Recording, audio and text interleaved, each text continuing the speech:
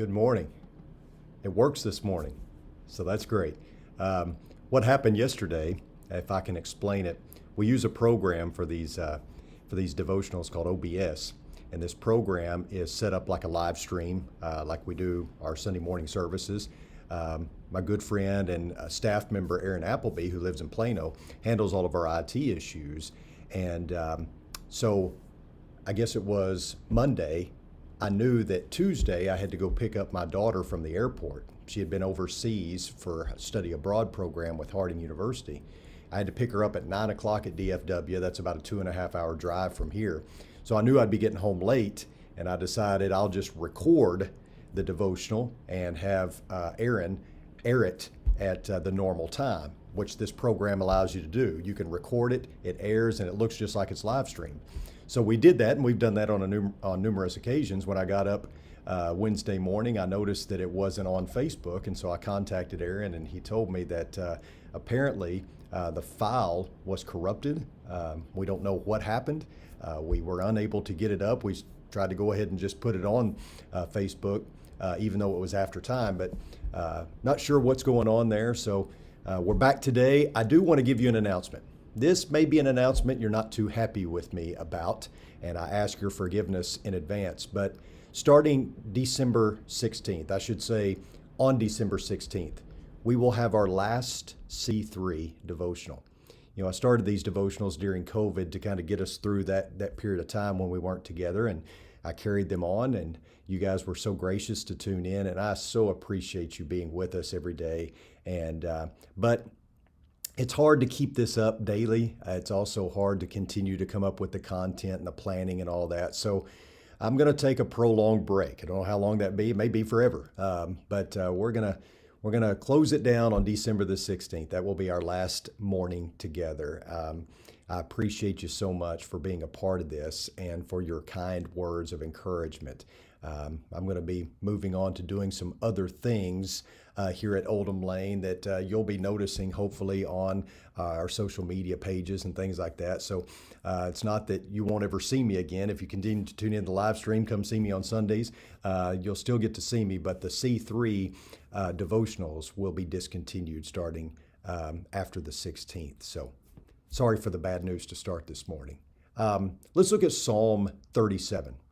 And in Psalm 37, starting in verse 7, it reads like this: Be still before the Lord and wait patiently for him. Fret not yourself over the one who prospers in his way, over the man who carries out evil devices. Refrain from anger and forsake wrath. Fret not yourself, it tends only to evil. For the evildoer shall be cut off, but those who wait for the Lord shall inherit the land. In just a little while the wicked will be no more. Though you look carefully at his place, he will not be there. But the meek shall inherit the land and delight themselves in abundant peace. This is a song. Psalms are songs. This is a song whose message is evil will not win. That's why this song is so important to Israel. It was important for them to sing this to remind them that someday evil will be destroyed. You know, we often hear people say meekness is not weakness, but you know, sometimes the meek are weak. They are in Psalm 37, verse 14, the wicked draw the sword and bend their bows to bring down the poor and needy, to slay those whose way is upright. Who are the poor and needy? Well, the meek. In Hebrew, it's the word anav. In fact, these are other words for meek or anav. You know, you read the story of Gideon going into battle, outnumbered 450 to 1, or the story of Joshua and his men destroying all the ites, or David toppling Goliath. And these stories quench our thirst for justice and vengeance and power and might. And we envision being a valiant warrior like Gideon, or destroying the giants in our life like David did. But the truth of the matter is, sometimes there's nothing you can do. Sometimes you're just at the mercy of your circumstances. Sometimes you're poor and needy, you're helpless, sometimes you're afflicted, sometimes you don't know what to do. But in those times where you don't know what to do, here's what you are to do. Refrain from anger and forsake wrath. Fret not yourself, it tends only to evil, for the evildoers shall be cut off, but those who wait for the Lord shall inherit the land. So Israel is cautioned not to take matters into their own hands, because that leads to acting in ways that are ungodly. Plus, God's handling it, and he doesn't need your help. I love verses 12 and 13 of Psalm 37. It says, the wicked plots against the righteous and gnashes his teeth at him. But the Lord laughs at the wicked, for he sees that his day is coming. So the wicked scheme and they scam and they come up with all sorts of strategies to defeat the righteous. They grit their teeth and they act all tough. And what does God do? He laughs. He laughs because he knows what he's going to do to them. It's like when my coworkers pick on me at work. I just laugh because I know that someday they're going to pay for picking on the preacher. Actually, that's not true. I love my coworkers. Notice how God's people are to respond. Wait for the Lord and keep his way, and he will exalt you to inherit the land. You will look on when the wicked are cut off.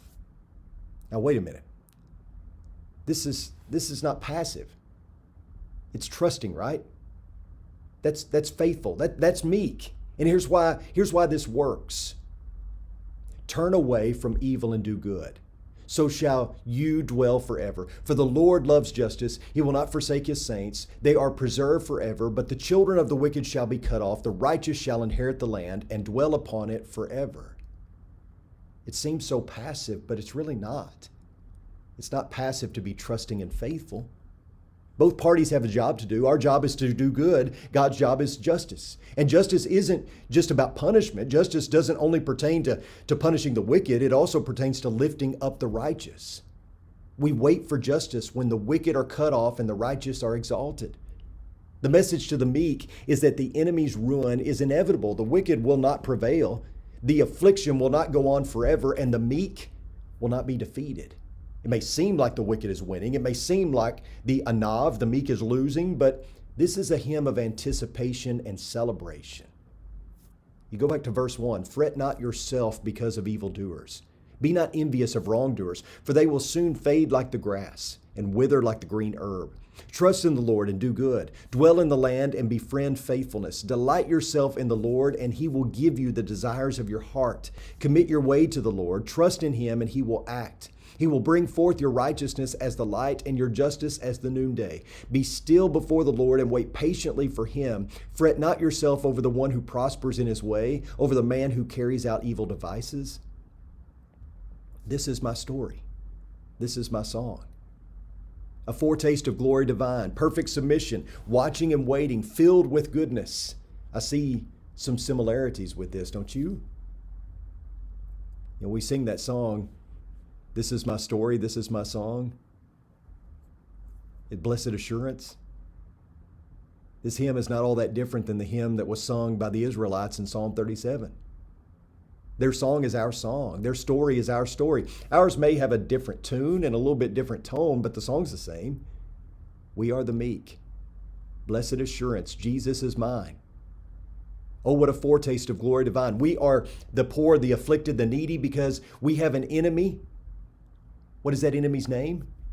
You might call it cancer, terrorism, Alzheimer's, Parkinson's, whatever, but none of these will win. You sometimes hear that, don't you? You'll hear someone say, well, so-and-so lost their battle with cancer, or Alzheimer's is what got them in the end. No, it didn't. The meek child of God never loses. The anav always wins because God wins. We all share a common enemy, and that enemy's name is death. And on this side of eternity, it may seem like death is winning. We hurt, we suffer, we're broken, we're depressed. Things can seem like they're rather hopeless. Death's partner, evil, seems to have the upper hand. So we hear about mass shootings and corrupt world leaders and crooked politicians and thefts and rape and all sorts of immorality, and we want to lash out. We want vengeance. We want to take revenge. We want them to pay for what they've done. And God says this, commit your way to the Lord, trust in him, and he will act. He will bring forth your righteousness as the light and your justice as the noonday. Be still before the Lord and wait patiently for him. Fret not yourself over the one who prospers in his way, over the man who carries out evil devices. Refrain from anger and forsake wrath. Fret not yourself, it tends only to evil, for the evildoers shall be cut off. But those who wait for the Lord shall inherit the land. My friends, we're the meek. Their story is our story. This is our hymn. Notice verse 39 and following. The salvation of the righteous is from the Lord. He is their stronghold in the time of trouble. The Lord helps them and delivers them. He delivers them from the wicked and saves them because they take refuge in him. These are words of hope. I know it may not seem like you're winning now. It may seem like death is actually winning and has the upper hand. I know it seems like death will be the ultimate victor, but hear me out. It will not always be this way. The wicked will perish, death will die, and the meek will win. But for now, we do as the psalmist said, be still before the Lord and wait patiently for him.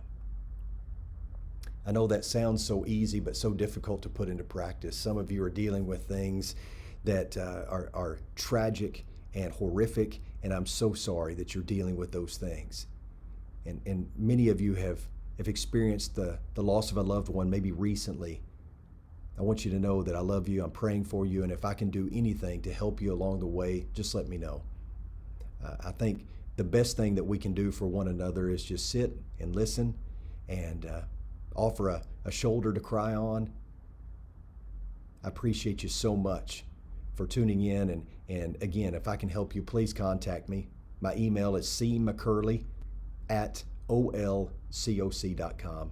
I'd love to hear from you. Or you can leave a comment on Facebook. I appreciate you so much. Have a great day. I love you. We'll see you Monday. Bye-bye.